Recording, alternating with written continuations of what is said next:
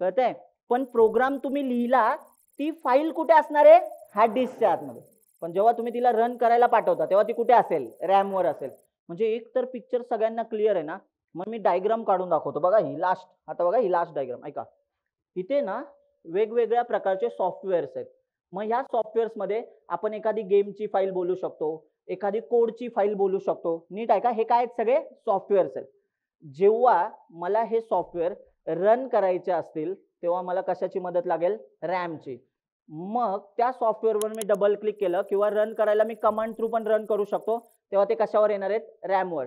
पण मला हे सगळ्या गोष्टींच्या फाईल्स स्टोअर करायच्या, तर मला कशाची गरज लागते? हार्ड डिस्कची. म्हणजे तुमच्या एक लक्षात येते का रे एक गोष्ट?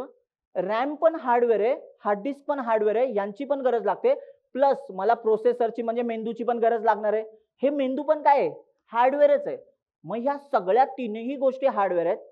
कोणी पण एखादी समजा सॉफ्टवेअर आलं, लक्ष द्या बरं का आता काय सांगतोय. एखादं सॉफ्टवेअर आलं, रॅमवर आलं आणि ते सॉफ्टवेअर पागलसारखं करायला लागलं आणि त्याने आपल्या हार्डवेअरला जर काही धोका पोहोचवला, म्हणजे काय हार्डवेअर क्रॅश केलं ना, तर तुमच्या एक लक्षात येते का? हार्डवेअर क्रॅश झाल्यानंतर मला ह्याची किंमत जास्त मोजावी लागू शकते.